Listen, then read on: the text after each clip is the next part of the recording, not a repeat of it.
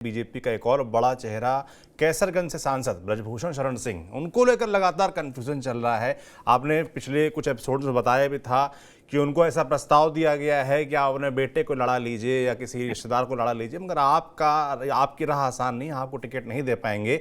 और कल हमने देखा कि गोंडा में थे योगी आदित्यनाथ, उत्तर प्रदेश के मुख्यमंत्री, उन्होंने उनके होर्डिंग पोस्टर से भी कैसरगंज के सांसद गायब थे और उसके साथ ही नाम भी नहीं लिया गया। नाम हालांकि उनके लड़के प्रतीक भूषण का जरूर लिया गया, उनकी तारीफ जरूर की गई। तो क्या चल रहा है कैसरगंज को लेकर, क्या चल रहा है?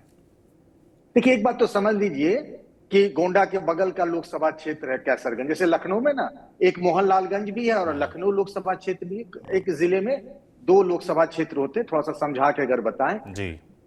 ब्रजभूषण शरण सिंह जो है लगातार अपने इलाके में जनसंपर्क कर रहे हैं। जनसंपर्क उनका ऐसा है कि बगल के अयोध्या लोकसभा सीट में चले जाते रहे। वो जो उनका एक आया था ना सोशल मीडिया में पोस्टर, दबदबा कायम है जी। हम और आप चर्चा कर रहे हैं कि ब्रजभूषण शरण सिंह जो बड़े नेता हैं, सांसद हैं, उनका टिकट कट सकता है। देखिए, कई बार चीजें क्या होती है ना, इशारों में बहुत कुछ चीजें सामने आती है। ये लगातार चर्चा हो रही है। इस चर्चा को बल तब मिल गया जब मुख्यमंत्री योगी आदित्यनाथ वहां गए, इतनी बड़ी सभा हुई और वहां कोई एक नाम भर का जिक्र तक नहीं आया। कैसे हो सकता है? अब ब्रजभूषण शरण सिंह के लोग कह रहे हैं कि भैया वो गोंडा से नहीं, गोंडा से तो कीर्तिवर्धन सिंह सांसद है, कैसरगंज से। भाई ये भी तो बताइए कि गोंडा का इलाका भी कैसरगंज में आता है, ऐसा तो है नहीं। तो सांसद जी का नाम होना चाहिए था, सांसद जी का जिक्र होना चाहिए था, पर ऐसा है नहीं। एक बात जान लीजिए, बीजेपी कहीं भी कोई रिस्क नहीं लेना चाहेगी। इसमें कोई दो राय नहीं है कि गोंडा, बलरामपुर, कैसरगंज, इन सब इलाकों में, यहां तक कि अयोध्या तक इलाके में ब्रजभूषण शरण सिंह का अपना एक वोट बैंक है। ये उन्होंने इतने सालों की राजनीति में अपने रिश्ते बनाए हैं। वो समाजवादी पार्टी से भी सांसद रहे, बीजेपी में भी रहे, अपने मन की करते रहे। लोग कहते हैं प्रधानमंत्री नरेंद्र मोदी और अमित शाह के बीजेपी के युग में कोई चू नहीं कर सकता। उन्होंने चू भी की, मतलब दबदबा कायम वाला आप देख ही रहे। लेकिन ऐसा लगता है कि ये जो महिला पहलवानों से उनका विवाद हुआ, जिसमें जाट वोट बैंक के बिदकने का खतरा है, वो यहां नहीं, पूर्वांचल में नहीं, जहां से वो आ रहे हैं। अरे भाई, पश्चिम यूपी में, हरियाणा में आप देख रहे हैं बीजेपी लगातार ऑपरेशन कर रही है जाट वोटरों को सहेजने के लिए, जितना भी मिल जाए। आरएलडी को ले लिया, जेजेपी से अलग हो गए, सब कर रही है पार्टी। तो क्या वैसे में ये रिस्क लेना चाहेगी? जब एक नैरेटिव बनने लगेगा फिर से, कितना नुकसान होगा, कितना फायदा होगा, ये अलग बात है। इस पर हम चर्चा अभी नहीं करें।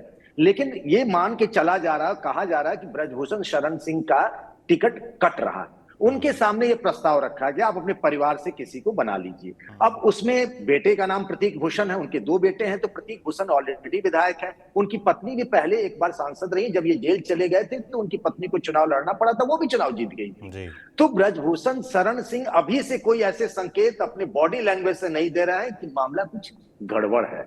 लेकिन बीजेपी की जो थिंक टैंक है, जो टिकट तय करती है, वहां उनका मामला जरूर गड़बड़ है।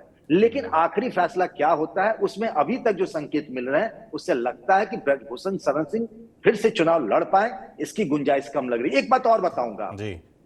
मामला मेनका गांधी का हो, वरुण गांधी का हो या ब्रजभूषण शरण सिंह का, एक आदमी खामोशी से इंतजार कर रहा है कि भाई कब टिकट डिक्लेयर होता है, और उधर से खुला निमंत्रण है। उनके लोग लगातार संपर्क बनाने की कोशिश कर रहे हैं इन तीनों से। उस पार्टी का नाम है समाजवादी पार्टी और वो व्यक्ति है अखिलेश यादव। उनको बैठे बैठाए तीन नेता जनाधार वाले मिल जाएंगे, जिनका अपने अपने इलाकों में ठीक ठाक असर है। तो वो अभी इसीलिए देखिए ना, एकदम अजीब सी खामोशी है। 31 सीटों की घोषणा हो गई है। ना सुल्तानपुर की चर्चा कर रही समाजवादी पार्टी, ना तो पीलीभीत की चर्चा कर रही है, ना कैसरगंज की चर्चा कर रही है। वहां जो पार्टी के रणनीतिकार हैं समाजवादी पार्टी में, जो अखिलेश यादव के करीबी नेता है, उनका ये कहना है कि एक बार बीजेपी अनाउंस तो करे, वो अपने पत्ते खोले, फिर हम अपने पत्ते खोलेंगे। तो उनकी नजर में ये है, वो कहते हैं ना आपदा में अवसर जी। तो समाजवादी पार्टी को तलाश है आपदा में अवसर में कि उधर से कैंची कटी तो इधर फेविकोल का जोड़ लगा दिया जाएगा।